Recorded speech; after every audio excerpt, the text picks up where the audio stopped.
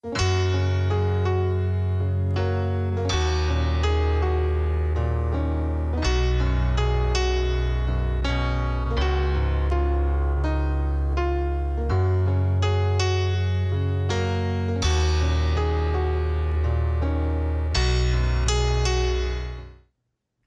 morning, Evelyn McKnight, One Arm University. Today we're going to talk about reading. Now, one time my little granddaughter was asking me, if I could do various things. Could I play my accordion anymore? Well, no. Could I tie my shoes? Well, not very easily. She said, well, can you read? Well, yes, I can read. Losing an arm or hand doesn't affect your ability to read. However, it does affect your ability to manipulate the book, and I'll show you why. It's hard to hang on to the book and turn the pages with one hand. So every time that you finish reading a page, you have to set it down and turn the page and find a way to make that flow smoothly. Well, it isn't smooth because you do have to stop and turn that page. It isn't just like flipping through the pages. It does help a little bit if you have a pillow on your lap, and then that works a little bit better. But as you can see, there's just always a lot of fumbling.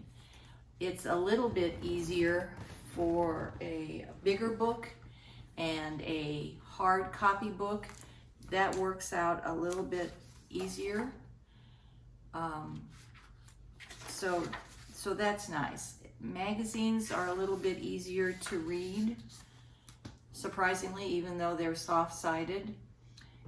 But newspapers, turning those pages, that's very difficult to do as well. So here's a few tricks that I've learned to make this a little bit easier. I've found that reading on my iPad, a Kindle version, an electronic version, is much easier. You can just hold it in place and then swipe through the pages, and that just makes it a whole lot easier. My iPad, I have a keyboard attached, but if you don't have such a thing, there are these reading pillows, reading buddies, that act like a tripod, and you can put your iPad, your iPhone, and your book, if you care to, especially a hard-sided one, on that, and it holds it in place for you. You can do it from several angles, so you could do it laying down, and it's nice. It's got this little pocket so you can keep your glasses there. So those things are very handy. Again, reading online, reading a book online, reading your newspaper online, reading your magazine online, I found is just a lot easier than to do it with the paper copy. I have grandchildren, and I like to read to them. They live far away, so it's a challenge to do that kind of thing. We do read to each other through Zoom or through a video chat, and it's an enjoyable activity. But it's not something that lends itself to fumbling around with pages, because they're small and I need to keep their attention. So what I have learned is that I put sticky tabs on the pages so that it gives me an easier way to flip the pages. It gives me something to grab, so I can flip the pages quicker, and therefore I can keep them engaged easier. I've done this on a number of books, And again, the hard-sided books with the thicker pages are probably a little bit easier. That works fairly well. Another way of doing it is they have the same book on their side of the screen, and they're actually flipping pages the same time that I am. Now that child has to be a little bit older. A 2-year-old or 3-year-old can't really do that so well on their own, but that works out very well.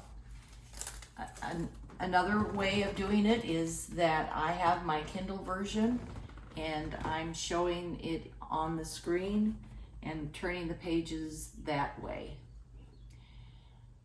There is an app called Readeo, R-E-A-D-E-O, and I believe there's some others. And you both sign into that website and you choose a book, and you both see that book on your screens. And then the reader, one person is chosen as the reader, and the reader turns that page just by sliding across, just by clicking a button or sliding across the screen. So that's very handy as well.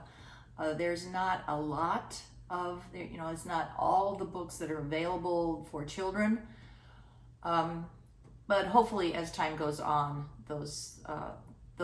that selection will increase. So what are your ideas about reading? How do you read the newspaper? How do you make reading easier and therefore more enjoyable, both for you and the person that you're reading to? Share your ideas. I'd love to hear them because I know I'm not thinking of everything. So send your comments and let's have a conversation about reading. Thanks for joining. We'll see you in the library. Bye-bye.